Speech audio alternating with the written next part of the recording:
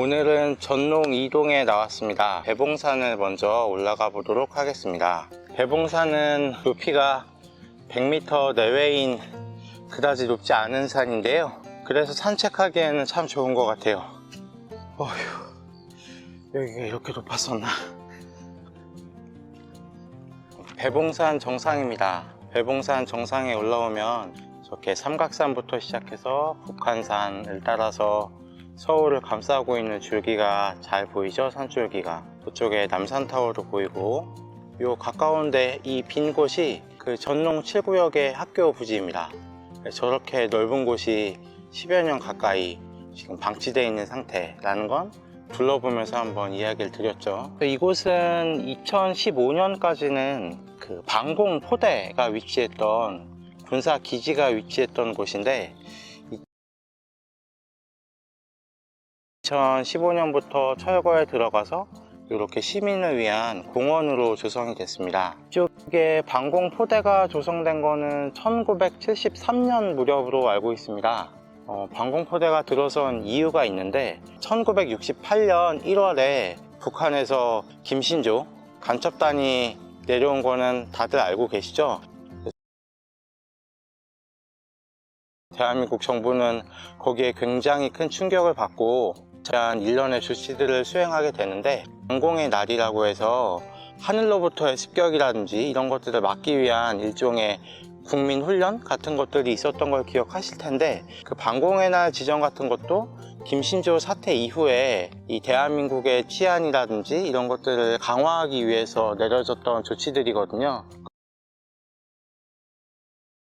그래서 관련해서 서울 곳곳에 하늘로부터의 습격을 막기 위해서 방공포대들이 조성이 되게 되고, 이곳 배봉산 정상에도 방공포대가 조성이 된 거죠. 그래서 한 40여 년 가까이 이쪽에 초소가 있다가 2015년 무렵에 철거가 돼서 이제 다시 공원으로서 시민의 품에 들어오게 되는데, 이쪽에 올라와 보면 군사 초소가 있었는지 실감을 할 수가 있습니다. 워낙 그 시야가 좋은 곳이어서 동대문 일대가 또 지대가 낮은 곳이라 해발 108m 밖에 안 되는 산이지만 굉장히 시야가 좋습니다. 그래서 저 중랑천 일대라든지 동대문 일대도 한눈에 보이는 걸 파악할 수가 있습니다. 한 가지 재밌는 건 이 초소가 철거되는 과정에서 삼국시대의 유적이 하나 나오게 됩니다. 저 지금 비가 와서 잘 보이실지는 모르겠습니다. 이렇게 을 박았던 구덩이들, 그리고 저쪽에 돌들을 깔아서 조성된 유적의 흔적을 살펴볼 수가 있는데, 이게 고구려 시대의 보루의 흔적이에요. 제가 풍납토성 방문 당시에 천호대교를 건너면서 아차산의 보루에 대해서 잠깐 설명을 드린 적이 있었는데, 이곳 배봉산에도 아차산과 마찬가지로 고구려가 조성했던 보루가 남아있던 걸 확인할 수가 있습니다. 고구려가 조성한 보루가 이 중랑천 안쪽에서 발견된 거는 여기가 처음이거든요. 저쪽을 보시면 저쪽이 이제 아차산으로 시작해서 용마산, 망우산으로 이어지는 산줄기를 쭉 확인하실 수가 있는데, 저 산 정상부마다 고구려의 보루가 있었다고 생각을 하시면 돼요. 그래서 한강 맞은편에서 백제의 움직임을 견제하기 위한 군사시설이 존재를 했던 거고, 이 중랑천 안쪽으로 해서 배봉산에 제2차 방어선이 있었던 거죠.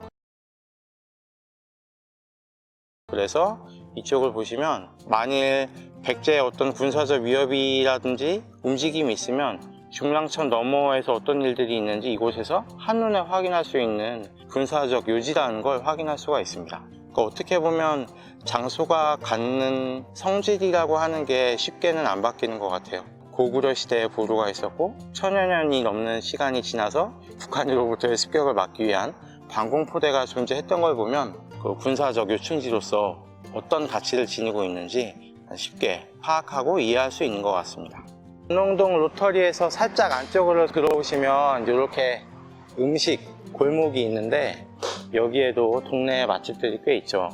여기 보이는 해물 알탕집이 전농동에서는 굉장히 유명한 곳이죠. 전농시장 안쪽에 있는 은하곱창이 확 뜨기 전에는 여기가 그 외집분들도 전농동에서 가장 즐겨 찾는 식당 중에 하나였습니다. 그리고 이쪽에 보시면 전농 명품 곱창식이라는 가게가 있는데 은하곱창하고 거의 맛이 비슷한 집 같아요. 전골식으로 해서 곱창을 주는 집이고 여기도 굉장히 인기가 많은 집입니다만 혹시 은하곱창의 대기가 너무 길다, 이 전농 명품 곱창식도 같이 이용을 해주시면 좋을 것 같습니다. 전농 SK아파트 단지를 따라서 걷고 있는데 이곳이 재개발 구역상으로는 전농 4구역에 해당하는 곳이고 1994년부터 기존에 있던 주택들을 철거하고 2000년까지 SK아파트로 짓는 재개발이 진행된 곳입니다. 전농 SK아파트 안쪽으로 들어오면 추모비가 하나 서 있습니다.